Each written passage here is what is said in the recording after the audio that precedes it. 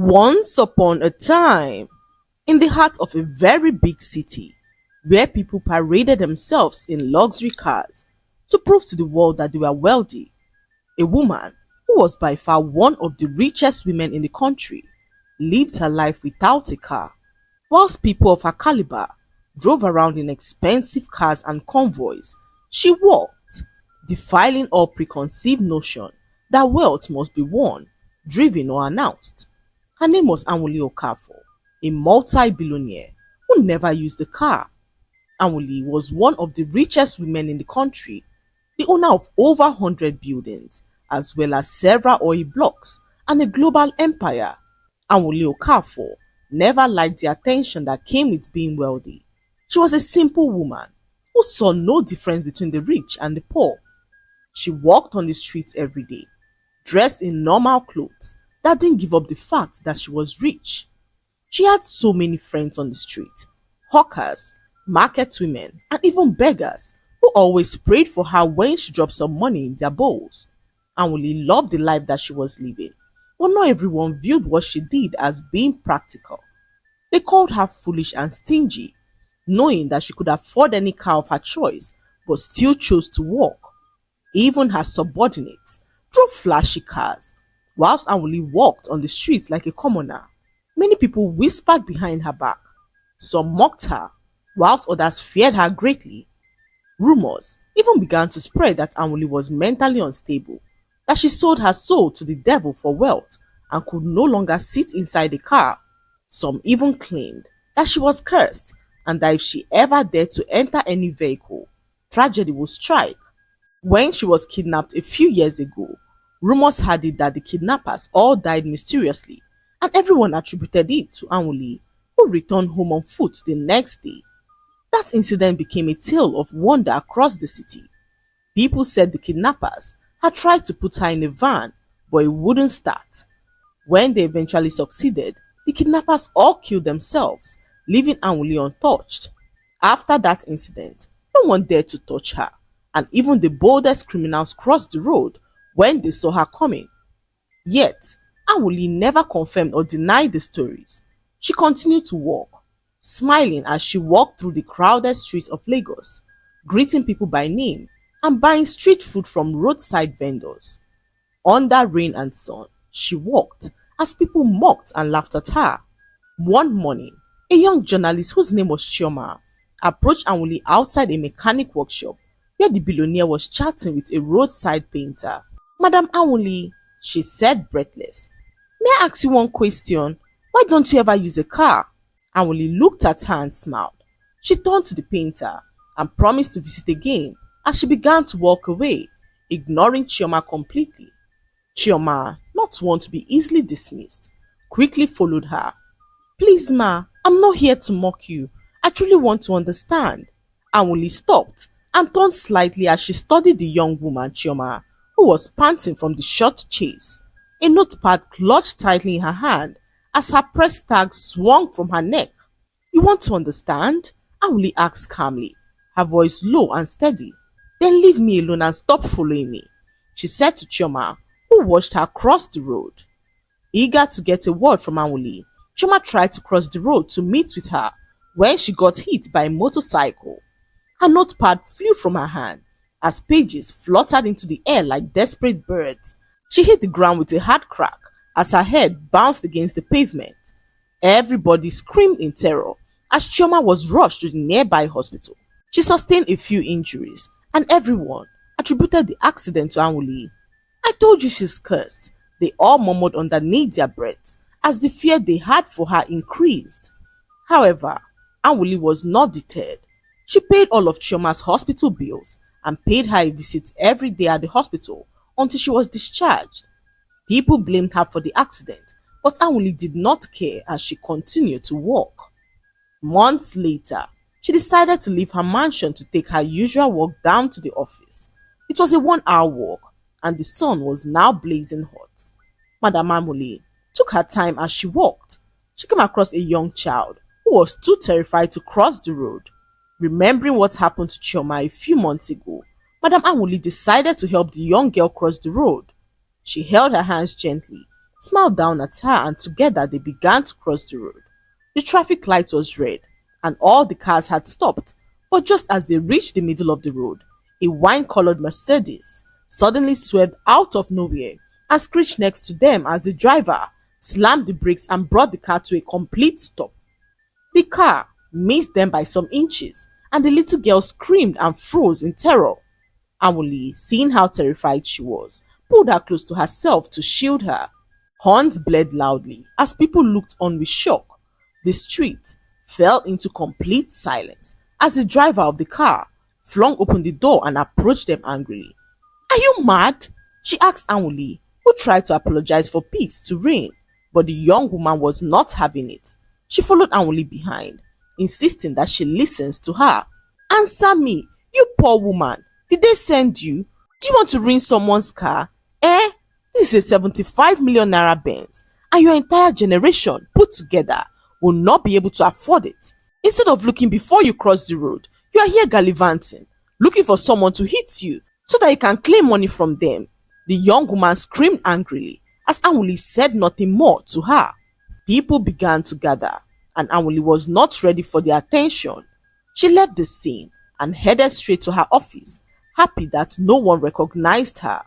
As she stepped into the lobby of her company's headquarters, her staff dressed in sharp suits and polished heels all stood still as they watched her walk to the private elevator that led to her office.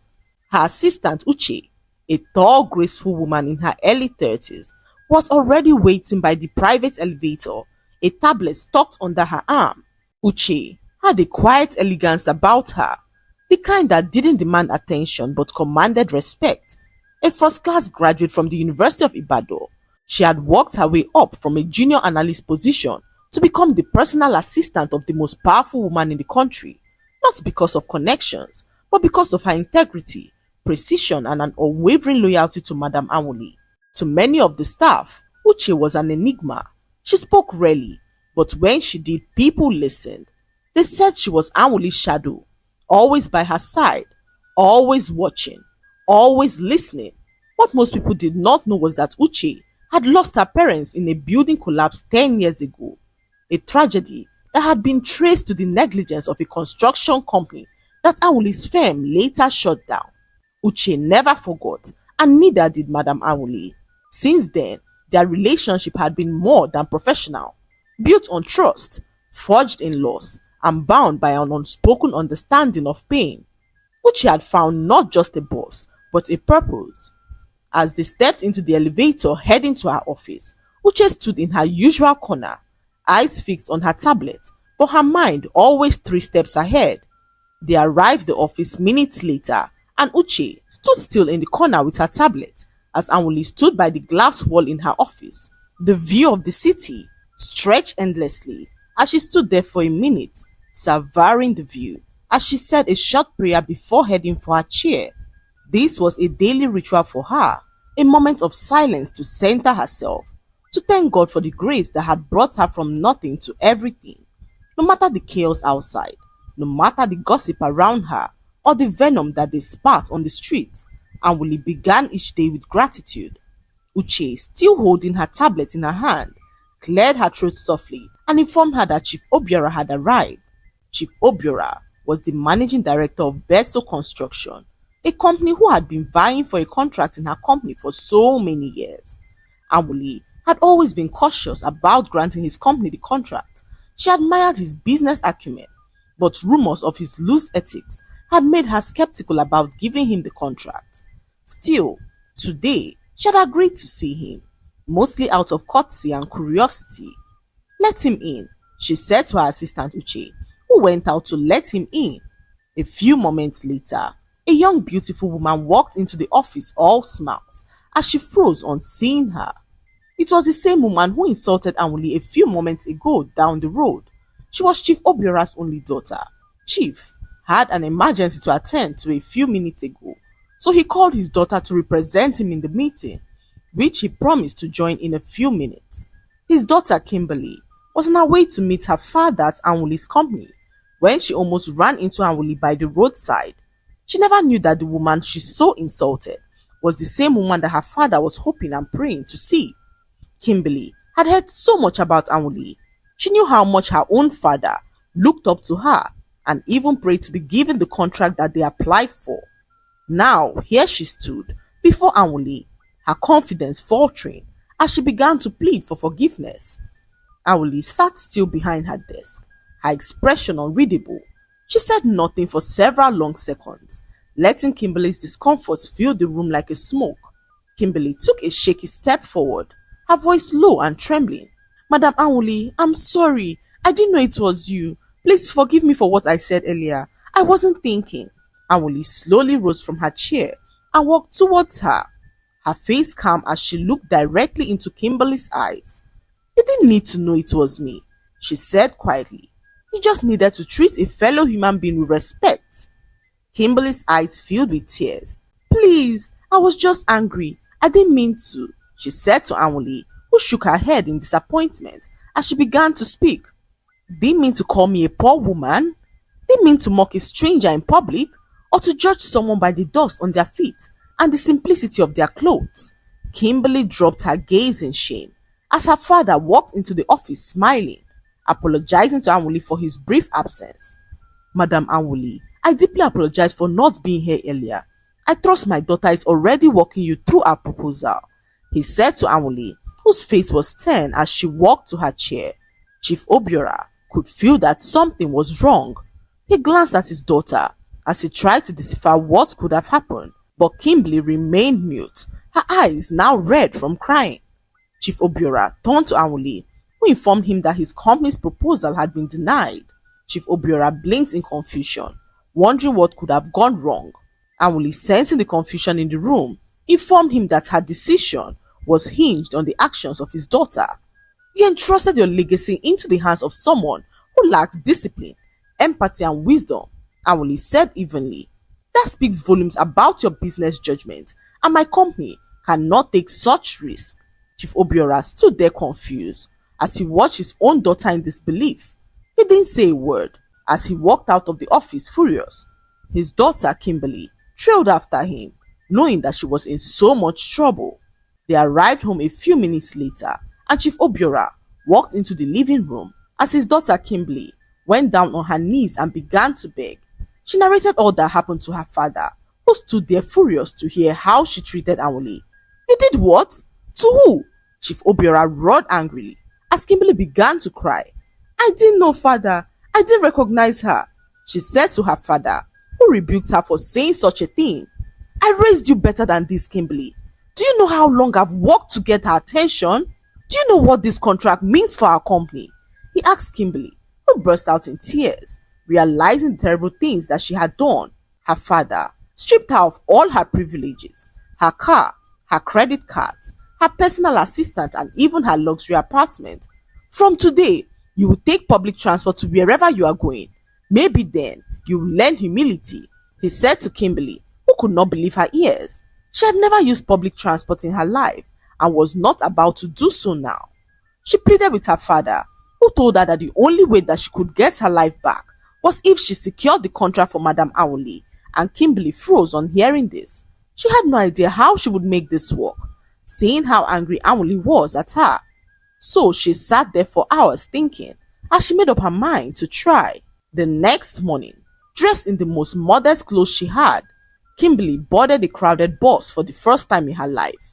She sat quietly, squashed between a snoring man and a fish seller who had a basket of crayfish by her chair. Her designer perfume had long faded, and her manicured nails were now chipped. Kimberly had no driver to drop her off at her destination, no tinted window to shield her from the sun. She could not believe how people survive this kind of life and still remain happy and content. The bus stopped at a junction not too far from Anwuli's company, so Kimberly got down and began to walk. She walked for a few minutes and arrived at the company, her heart racing as she approached the receptionist, who smiled and asked who she came to see. Madam Anwuli, she said to the receptionist, who told her to have a seat. It was only 7 in the morning, and Madam Anwuli was not yet on seat. Kimberly waited as she rehearsed what she was going to say to her when she arrived. A few minutes later, Kimberly decided to go use the restroom in the corner. She walked into the restroom and met a young, beautiful woman who scolded her and handed her a mop. "How dare you come late, you useless cleaner," she said to Kimberly, who she warned not to leave the toilet until it was squeaky clean. Kimberly had never been this humiliated in her life. She knew better than to make a scene, not at the company, after all the damage that she had already caused in the last 24 hours. So, she calmly apologized to the woman and began to mop the floor of the toilet. Kimberly had never mopped floors in her life. She never knew how tedious it was to push a wet mop across the tiled floor without leaving streaks.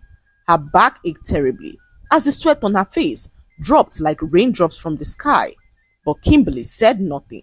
She scrubbed the floor diligently as the woman who insulted her stood by the mirror retouching her lip gloss, completely unaware of who Kimberly truly was.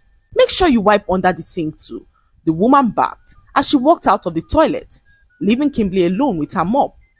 A few minutes later, she was done and returned to the lobby, where she was told that Madam Amuli was now in a meeting. "You can go and come back later," the receptionist suggested, but Kimberly decided to wait. She sat there exhausted as the young woman who insulted her in the restroom walked out of her office to meet her sitting at the reception. "Who told you to sit?" she said to Kimberly angrily as she handed her a mop to go clean the CEO's office. Kimberly trembled at the thought of it. She was now going to Amuli's office, not as the daughter of Chief Obiora, but as a cleaner with her mop in hand. Her entire body shook as she picked up the mop and began to walk. She carried the mop towards Madam Amuli's office like a silent soldier who was on a battlefield of lessons. She arrived at Amuli's office and luckily, Amuli was not on seat. Kimberly began to mop the floor, wondering what she would say if Amuli walked into her office and found her there. As Kimberly dragged the mop across the polished marble floor, her mind raced. Every drop of sweat felt like a drop of shame, but also, strangely, a drop of healing. She cleaned the glass windows, wiped the base of the chairs, and even knelt to polish under the desk. Every stroke, a silent apology to Amuli. She had no idea if this act would earn her a second chance, but deep down, she knew it was the right thing to do. Suddenly, the door creaked open, and Kimberly froze, still on her knees clutching the mop. She slowly looked up, and in front of her stood Madam Amuli, dressed in her usual simple dress. Her calm presence filled the room before she even said a word. Her eyes met that of Kimberly, and for a long moment, silence hung between them like smoke in the air. "What are you doing in my office?" Amuli asked quietly, as Kimberly opened her mouth but no words came out. She bowed her head and began to speak. "I came to apologize again, ma, but the lady downstairs met me in the toilet and thought that I was a cleaner. She made me clean the toilet and asked me to come clean your office. After everything I've done, I didn't think I deserved to correct her." Amuli took a step into the office. She closed the door gently behind her and walked to her desk. "You didn't think you deserved to correct her?" Amuli asked Kimberly, who bowed her head in shame as she began to cry. "You've learned something most people in power never do," Amuli said. "Humility, the kind that doesn't come from being taught, but from being broken." Kimberly's eyes were now filled with tears as she began to apologize. "I'm so sorry for everything, ma. I truly am." Amuli gave her a small nod and replied, "I believe you," she said to Kimberly, who looked up at her shocked. "You do?" "Yes," Amuli said, "because you could have left that restroom. You could have shouted at the receptionist. You could have walked out of this company in anger and pride. But you didn't. Instead, you stayed and even obeyed without any objection. You remind me of myself so many years ago," Amuli said to Kimberly, who opened her mouth in shock as she continued to listen. "I was once like you, pompous, proud and extremely arrogant. I spoke rashly to those beneath me and played down on their suffering. As a young woman born into money, I never knew what true suffering meant. To me, when I didn't get the exact amount of money I wanted, I felt I was suffering. Suffering to me was when I failed to meet my goals. It was my lack, despite being in the midst of plenty. However, this perception changed when something life-changing happened to me. It was a calm and wet afternoon, and I had just bought a new car, the most expensive model at the time. I was so proud of it and couldn't wait to show it off to the world. That afternoon, I sent my driver home and insisted on picking my daughter from school myself. Her name was Chizaram, and she was my only child. my miracle in human form. Amuli's voice cracked slightly as she turned away from Kimberly for a moment. She stared out of the window, blinking back the tears that had clearly been buried for years. She was 7, sweet, curious, and full of life. She once asked me why I worked so much and why I never walked her to school like the other parents. I laughed and told her that the parents that walked wished to be like us. They can't afford our car. That's why they are walking, I said to my daughter. But Chizaram insisted that she wanted us to walk. Filled with so much rage, I forced her into the car and began to drive, ignoring the fact that she fought me away, screaming that she wanted to walk. I could not understand why my daughter would prefer to walk to school, despite knowing that we had a brand new car. So I drove, ignoring her cries and protests at the back of the car. A few minutes later, we arrived at a busy junction, and just as I was about turning into the road ahead, a huge truck ran into my car and killed my daughter on the spot. I survived the accident, but the guilt stuck to me for all these years. If only I listened to my daughter and walked, she might be alive today. So I never used the car again and decided to walk for the rest of my life to make my daughter happy. Amuli's voice broke completely, her shoulders trembling as she stood before the tall glass window. I walked because that's what she wanted. Just one simple thing. One walk. One moment of bonding. Of being human. Not wealthy. And I chose pride instead. Kimberly was weeping silently now, her face wet with tears.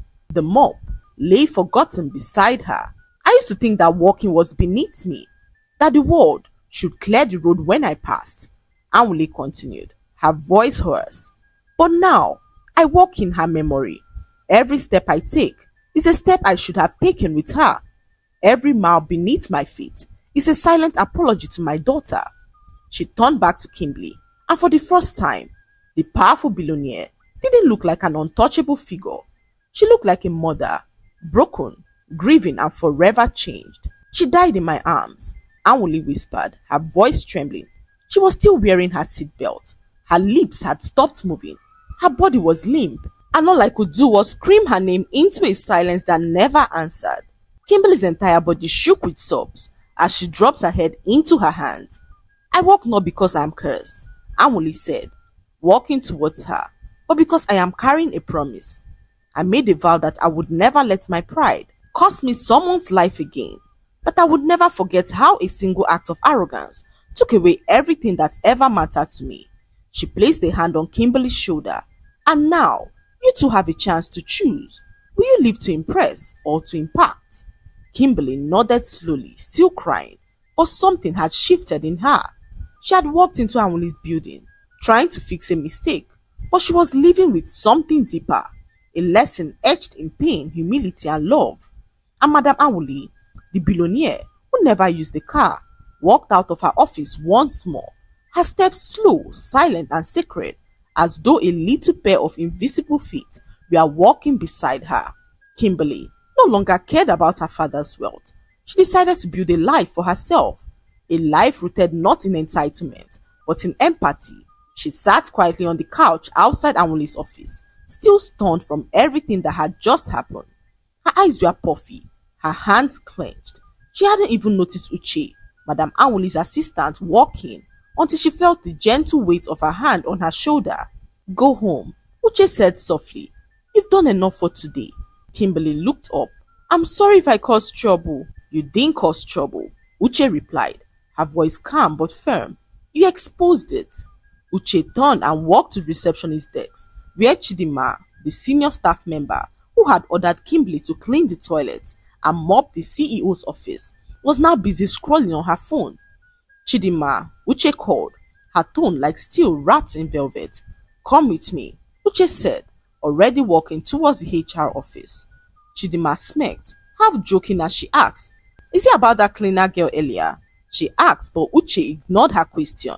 So Chidima quickly followed her down the hallway, trying to regain composure. Inside the HR office, Uche shut the door behind them. The room fell into a heavy silence. Do you know who you humiliated this morning? Uche asked, folding her arms. She didn't say who she was. I assume she was the cleaner. That she was beneath you? Uche cut in. Because she didn't look expensive enough to deserve respect? I didn't mean to, ma. You did, Uche replied, her voice level. And worse, you acted on it. You backed at her in a company that was built on dignity, humility, and grace. You made her mop toilets because of how she looked. Chidima's face was now red. But she wasn't a staff. How was I to know? It doesn't matter who she was, Uche said, stepping forward. It matters who you are. And today, you showed that you don't belong in this company. Chidima gasped. Ma, are you firing me? No, Uche said coldly. I'm releasing you from a position you never respected. She placed an envelope on the table. Your letter. HR has been informed. Kindly pack your belongings and leave. Chidima blinked, stunned. But this isn't fair. Firing me because of one mistake. One mistake rooted in arrogance, Uche said, turning to leave. And this company has no space for this kind of legacy. As she opened the door, she paused and said, next time you meet someone in plain clothes, remember, it's not the fabric on their back that defines them. It's the weight of their story, she said as Chidima packed up her things and left. Weeks later, Kimberly joined the internship program at Madam Anwuli's company. No special treatment, no family name to fall back on. She started from the ground, just like everyone else, filing documents, running errands, sitting in overcrowded buses, eating roadside food, and listening more than she spoke. For the first time in her life, she understood the value of people beyond what they owned. She worked diligently, with sincerity, and slowly earned her respect and position in the company. Not as Chief Obiora's daughter, but as Kimberly, the hard worker who through sweat and tears became the chief operating officer of the company. Even her father was so proud of her, and Kimberly had Anwuli to thank for her success. Anwuli, however, continued to work, ignoring what anyone said, as true success was not measured in the number of cars a person drove, but by the number of lives they touched. The lesson to be learned from this story is that true wealth is not found in material possessions or outward appearances, but in character, compassion, and humility.